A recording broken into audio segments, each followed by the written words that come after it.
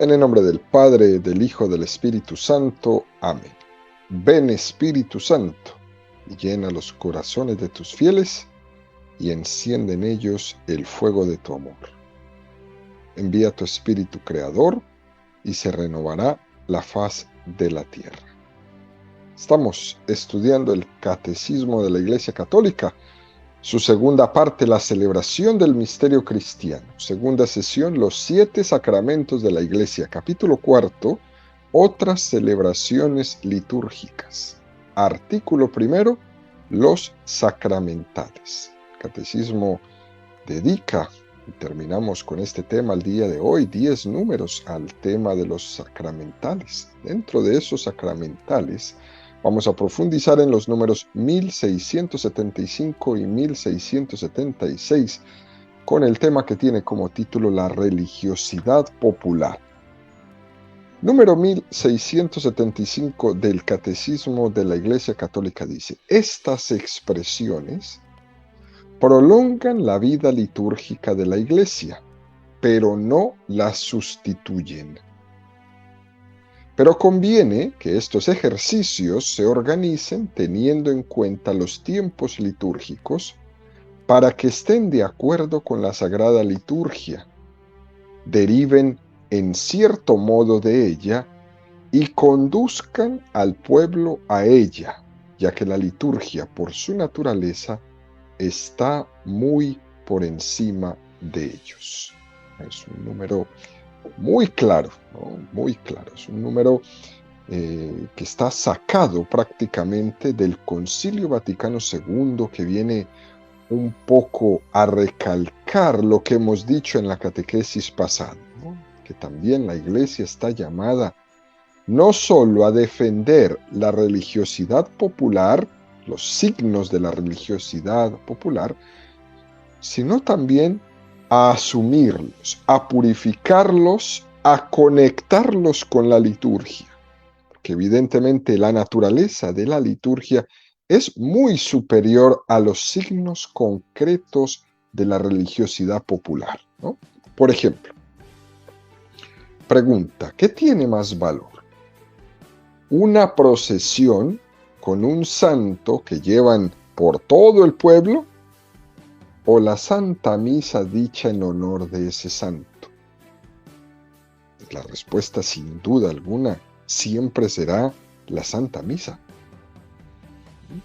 Y a veces podemos notar que se dan en comunidades deformaciones de la religiosidad popular, y deformaciones bastante grandes, donde entonces la Iglesia, desde los señores obispos, tienen que entrar a corregir esas deformaciones de la religiosidad popular. Por ejemplo, el hecho de que el pueblo, el domingo de Ramos, por ejemplo, iniciando la Semana Santa, uno puede ver cómo hay muchas procesiones, cofradías, y acuden las personas a las procesiones de la entrada de Jesús en Jerusalén, incluso montando en el burro, etcétera, etcétera.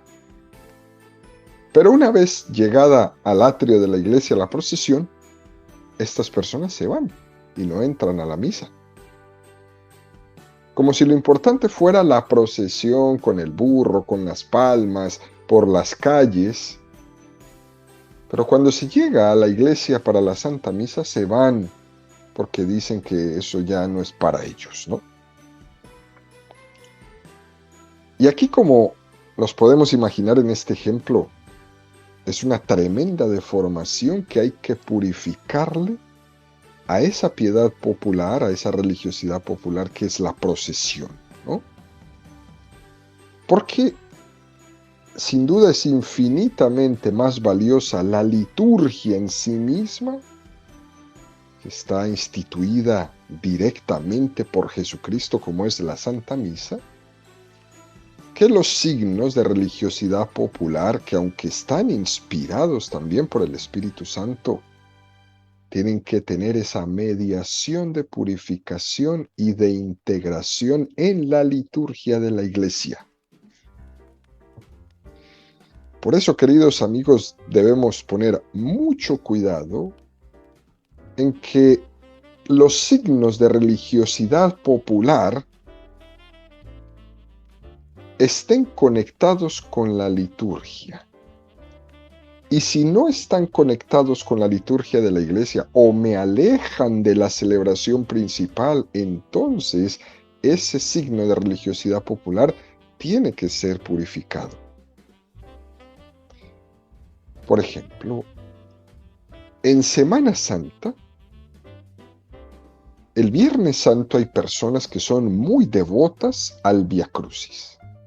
El Vía Crucis es un signo de piedad popular, es un sacramental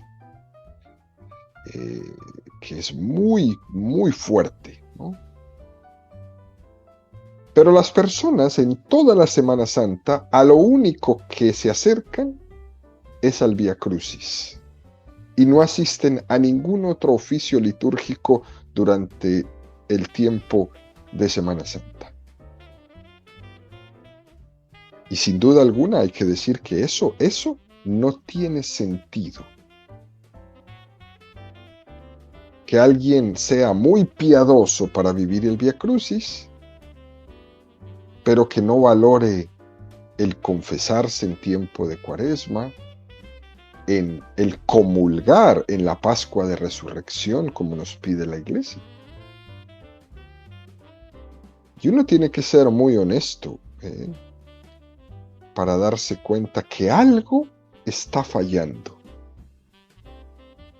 Que esas tradiciones de religiosidad popular que se están cultivando no están bien enfocadas en lo esencial. Y ahí es donde muchas veces la iglesia tiene como madre que entrar una y otra vez a hacer entender a sus hijos que esos signos de devoción popular, de religiosidad popular que tienen, que viven o que hacen, necesitan ser conectados con la liturgia, ser purificados. ¿Para qué? Para que esos signos de religiosidad popular se conviertan en una prolongación de la liturgia, en una extensión de la liturgia, y no en una especie de paralelismo de la liturgia. Yo llego hasta el atrio y del atrio hacia adentro no tengo nada que ver. No, no, no. Eso hay que purificarlo. Que cuando el sacerdote en la celebración diga, podéis ir en paz, no significa vete que ya terminamos, sino que lo que significa es vete y prolonga, vete y sé testigo fuera de estas paredes del templo con tus formas, con tus expresiones personales, con tus expresiones populares de este misterio que aquí has celebrado. Eso es lo que hay que hacer. Pero no en vez de, sino además de. Esa es la clave de interpretación. Es decir, la religiosidad popular nunca debe suplir la vida litúrgica ni la vida de los sacramentos, sino que debe de prolongarla en toda nuestra vida. No en vez de, sino además de prolongar. Por tanto, queridos amigos, la piedad popular del pueblo, tenemos que hacer todo lo posible que esté siempre ligada a la liturgia. Por ejemplo, fijémonos cómo el Santo Rosario, que es un sacramental, a través del rezo de los misterios gozosos, dolorosos, gloriosos y luminosos, nos está uniendo perfectamente a la liturgia. Y por eso, si se está celebrando en Navidad el misterio del nacimiento de Jesucristo, el rezo del Santo Rosario puede perfectamente en ese momento unirse a lo que está viviendo la liturgia de la Iglesia, llevándonos a través de la contemplación de los misterios de gozo del Señor. Y rezando el rosario nos unimos a la liturgia contemplando los misterios gozosos en tiempo de Navidad o los misterios dolorosos en tiempo de Cuaresma y de Semana Santa. Fijémonos cómo esa devoción personal del Santo Rosario, contemplando los misterios gozosos, dolorosos, gloriosos y luminosos, se inserta en el tiempo litúrgico en el que se está celebrando. Por eso, queridos amigos, esa importancia que nos dice el catecismo, esa necesidad de purificación de nuestra religiosidad popular, para que no le demos oportunidad al enemigo, al demonio, de corromper nuestra religiosidad, para que no le demos oportunidad de degenerar la religiosidad popular del pueblo. Y por eso la Iglesia, apreciando la religiosidad popular, debe purificarla y entroncarla con la liturgia.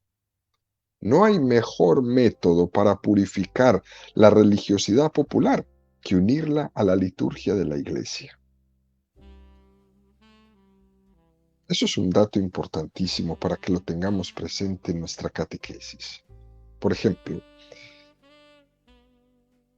celebramos la misa en honor a Santa Margarita María de Alacoque. Eso sucedió la semana pasada.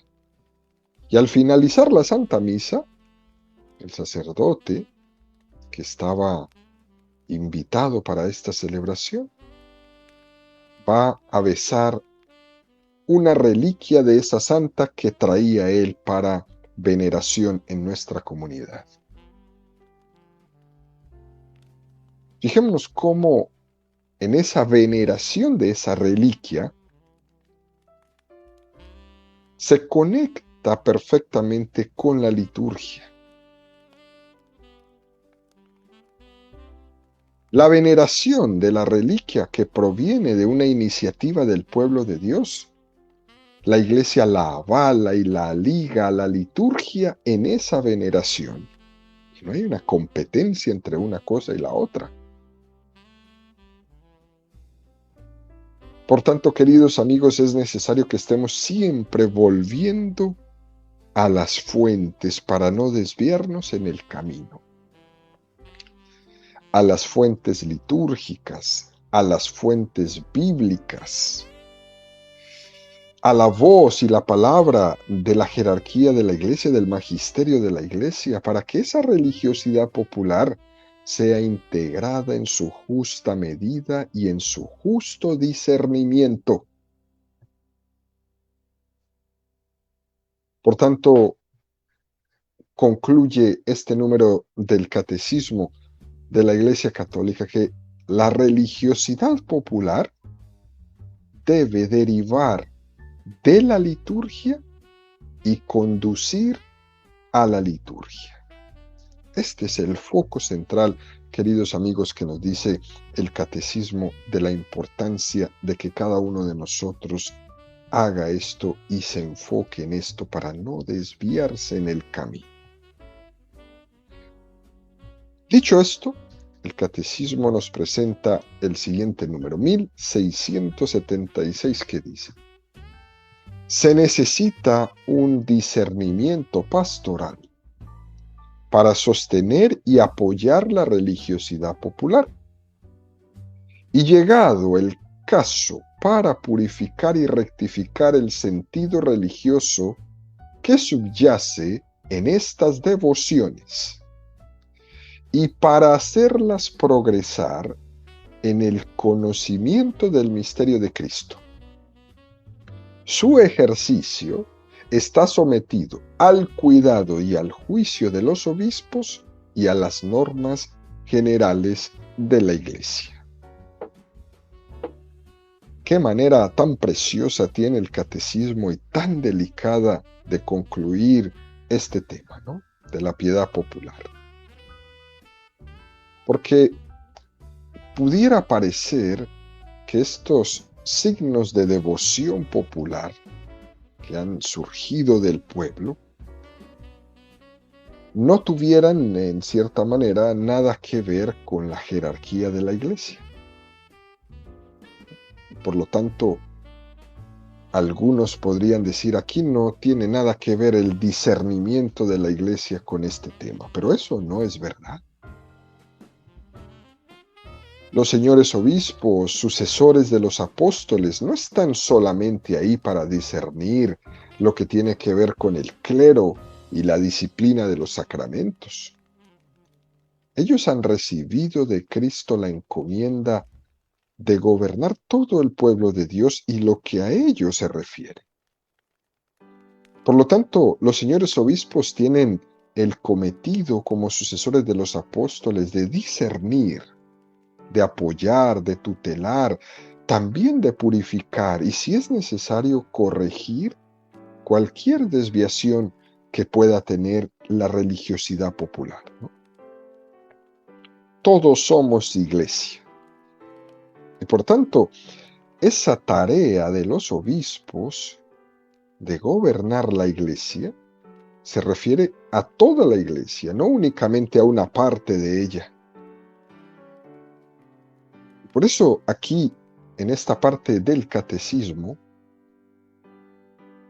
nos presenta un precioso documento que es muy entrañable para América Latina, y es el documento de la Conferencia Episcopal Latinoamericana en su reunión tenida en Puebla, México, en el año de 1979, que tuvo como título La evangelización en el presente y en el futuro de América Latina.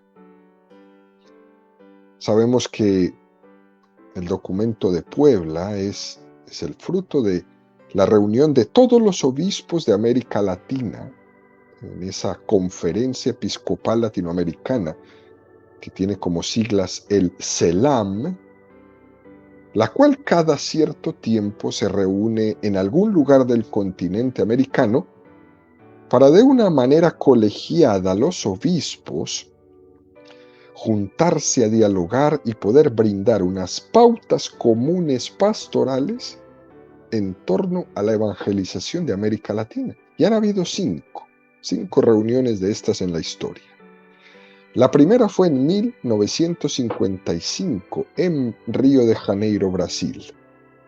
La segunda fue en 1968 en Medellín, Colombia. La tercera fue en 1979 en Puebla, México. La cuarta fue en 1992 en Santo Domingo, República Dominicana. Y la última, la quinta, fue en el año 2007 en Aparecida, Brasil. Nosotros hoy vamos a sacar un número, el número 448 del documento de Puebla, que nos habla exclusivamente de la religiosidad popular. Y es un texto preciosísimo que vale la pena que lo estudiemos para que no se nos pierda ni una sola letra. Dice así el documento de Puebla. La religiosidad del pueblo es su núcleo. Es un acervo de valores que responde con sabiduría cristiana a los grandes interrogantes de la existencia. La sapiencia popular católica tiene una capacidad de síntesis vital. Así lleva conjunta y creadoramente lo divino y lo humano, Cristo y María, espíritu y cuerpo, comunión e institución, persona y comunidad, fe y patria, inteligencia y afecto. Esa sabiduría es un humanismo cristiano que afirma radicalmente la dignidad de toda persona como hijo de Dios. Establece una fraternidad fundamental. Enseña a encontrar la naturaleza y a comprender el trabajo. y proporciona las razones para la alegría y el amor, aún en medio de una vida muy dura. Esa sabiduría es también para el pueblo un principio de discernimiento, un instinto evangélico por el que capta espontáneamente cuando se sirve en la iglesia el evangelio y cuando se le vacía y asfixia con otros intereses. Es un documento precioso, queridos amigos. Vamos a irlo comentando poco a poco. Fijémonos cómo la primera parte que dice, la religiosidad del pueblo en su núcleo es un acervo de valores que responde con sabiduría cristiana a los grandes interrogantes de la existencia. Primera afirmación, sabiduría cristiana. Queriendo decir que la sabiduría cristiana está reflejada en la religiosidad popular. Precioso. Segunda afirmación. La sapiencia popular católica tiene una capacidad de síntesis vital. Síntesis. Y nos pone una especie de lista de binomios muy interesantes. Dice, lo humano y lo divino, Cristo y María, espíritu y cuerpo, unión e institución, persona y comunidad, fe y patria, inteligencia y afecto. Es muy, muy hermoso esto que dice este número de la Conferencia de los Obispos en Puebla.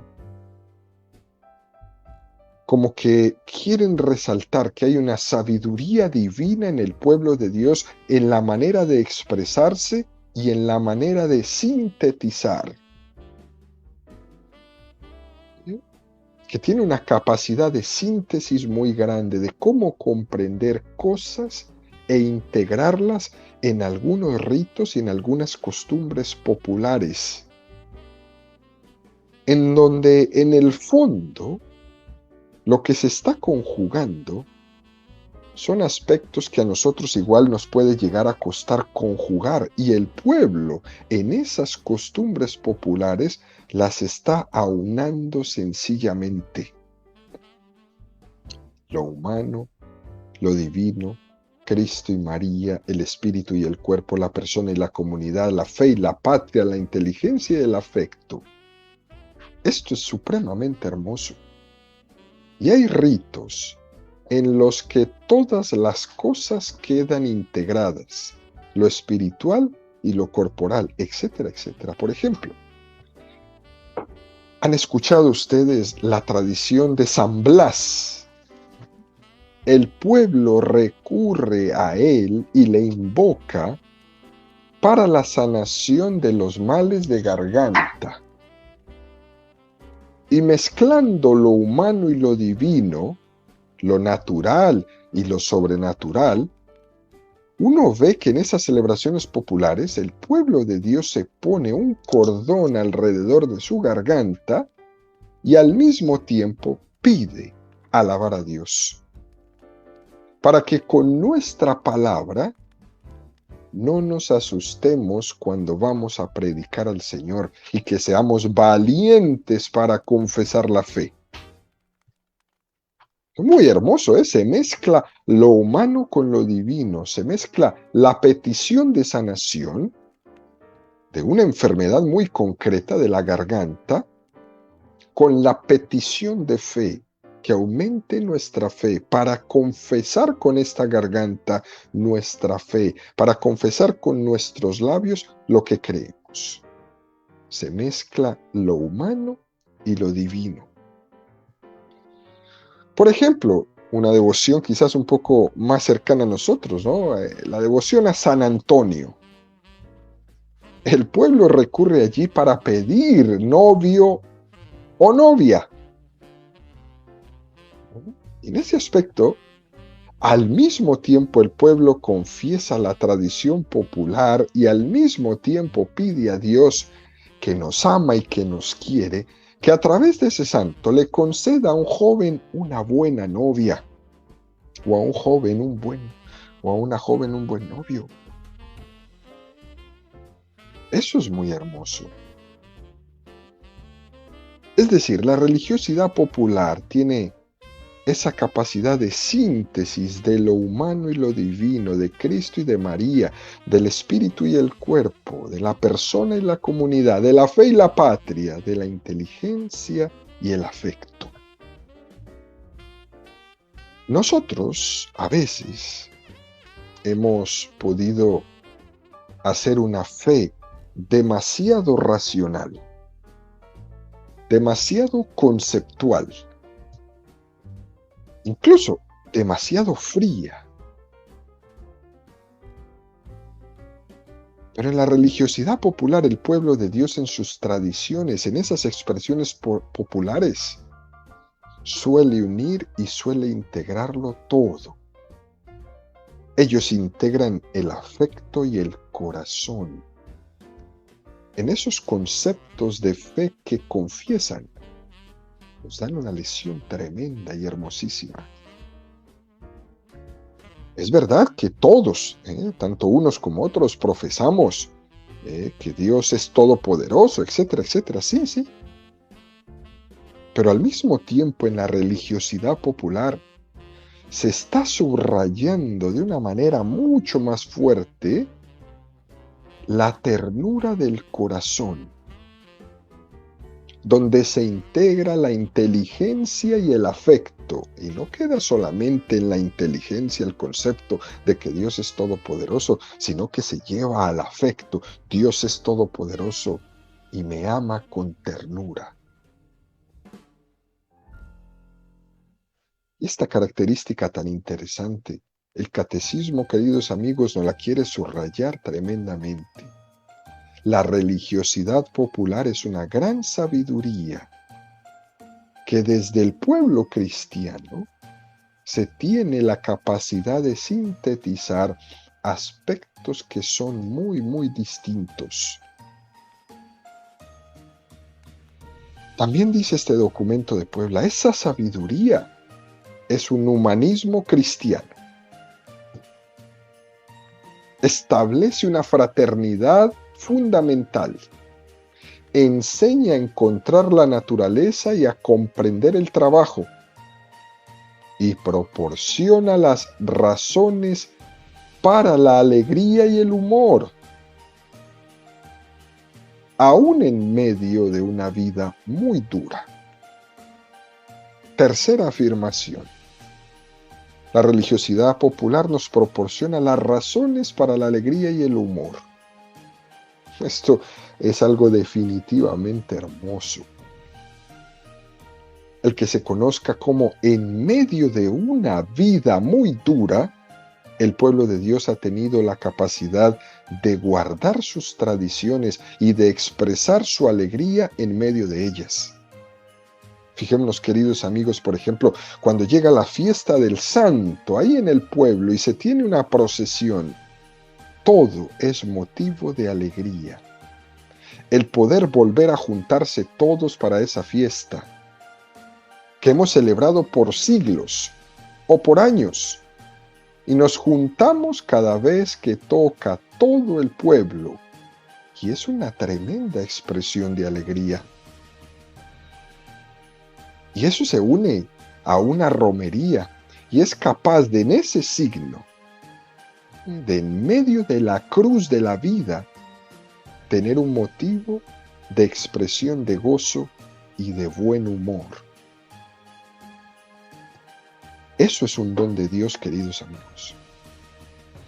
Que el pueblo una la romería con su expresión de fe, y así se da cuenta que la presencia del Señor nos alegra el corazón en medio de las cruces de la vida. Un signo de que Dios está presente. Sin duda alguna, la presencia de Dios es capaz de dar alegría en medio de las cruces. Ese es un signo de que Dios está ahí. Es uno de los signos más seguros de la acción del Espíritu Santo. Ese que nos da la capacidad de llevar nuestras cruces, las cruces de nuestra vida, sin dejarnos aplastar por ellas y sin que perdamos nuestra sonrisa, sin que perdamos nuestro buen humor. Por eso, al malhumorado, hay que pedirle mucho al Espíritu Santo que entre en él para que le regrese el humor, que es un signo de la presencia del Espíritu Santo en su vida. Es una expresión preciosa, muy concreta, de que esa religiosidad popular está asistida por el Espíritu Santo. También nos dice que subraya la fraternidad fundamental, porque es cierto que estas devociones populares nos hacen fraternos, especialmente cuando se manifiestan en esas cofradías, en esas hermandades, algo que hay que felicitar a todos por pertenecer a ellas. En medio de los avatares de cada día, ¿no? Como dice ahí, en esta vida tan dura, ponerse de acuerdo es una cosa dificilísima en una hermandad, ¿no? En una cofradía. Pero al final se vive con una tremenda alegría, donde después de todos los ires y venires, de todas las contradicciones, incluso de todas las peleas que parecerían a ojos de muchos contradicciones en la vida cristiana, se subraya la fraternidad, que todos tenemos la misma dignidad como hijos de Dios. Esas cofradías, esas hermandades nos subrayan que todos caminamos juntos. Es una cosa muy hermosa. Para los que son miembros de estas cofradías y hermandades, siéntase orgulloso de serlo y siga dando lo mejor de sí mismo. No seremos los mejores, pero estamos caminando juntos. Luego dice el documento de Puebla, esa sabiduría es también para el pueblo un principio de discernimiento, un instinto evangélico, por el que capta espontáneamente cuando se sirve la iglesia del Evangelio y cuando se le vacía y asfixia con otros intereses. Y aquí los obispos ahí reunidos en Puebla nos hablan de que esta religiosidad popular, eso tiene un instinto evangélico, que nos da una base para poder discernir qué es lo que es conforme al Espíritu y qué es lo que es contrario a él. Fijémonos, amigos, desde que la Iglesia elaboró este documento de Puebla en el año 1979, ha habido un ataque sistemático de las sectas impresionante. Hay muchas naciones en las que el avance de las sectas ha sido grandísimo en los últimos 40 años. Y debemos decir que las sectas, especialmente estas sectas de corte evangélico, se caracterizan por un tremendo desprecio a todo lo que sea la religiosidad popular. Ese es su foco. Hay un desprecio a las imágenes, un desprecio a los santos, un desprecio a María, un desprecio a las procesiones, un desprecio a toda la religiosidad popular. Y eso es muy propio de este tipo de sectas que desde hace 40 años, auspiciadas, pagadas por campañas internacionales en contra de la Iglesia Católica, van extendiéndose cada vez más y más en muchos lugares de nuestra América. Ellos toman algún caso concreto de religiosidad popular que tienen los católicos, donde quizás se falla en algo, no se ha purificado totalmente algo, y lo ponen en la luz pública, lo ridiculizan para hacerle cada vez más daño al catolicismo, pero nunca van a poner uno que sea exitoso. Siempre van a tomar un caso de religiosidad popular donde haya alguna falla o alguna falta de purificación. Ahora, ¿cuál es la mejor manera de nosotros contestar a ese ataque tan directo de las sectas en contra del catolicismo, en contra de dañar nuestras raíces expresadas en esa religiosidad popular del pueblo de Dios? Es que toda la religiosidad popular la llevemos a la liturgia, la sustentemos en la Sagrada Escritura y en la santa tradición de la fe católica. Esa es la mejor respuesta ante el avance de las sectas. Una religiosidad popular bien madura, bien enraizada, bien centrada en la liturgia de la iglesia, porque las sectas están exigiendo a sus seguidores, a aquellas personas que se integran a ellas, que rompan con sus raíces. Eso es lo que se le exige allá cuando llegan a las sectas.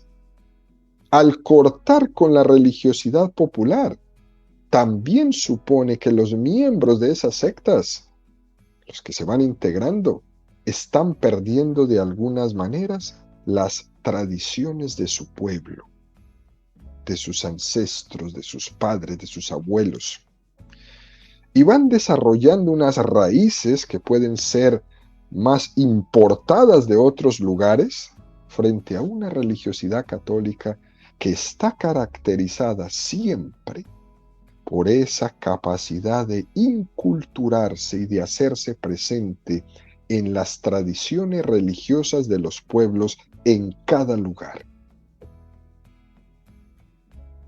En conclusión, queridos amigos, pidámosle al Señor la gracia de agradecer por todos estos preciosos dones y que todos estos signos que hemos visto en el seno de nuestras familias, de nuestros abuelos, de nuestros pueblos, de nuestros países, en el seno de las tradiciones de mi barrio, de mi aldea, de mi rancho, pidámosle al Señor la gracia de tomar esto que es bueno e integrarlo, conectarlo con la liturgia de la iglesia y con la vivencia de los sacramentos.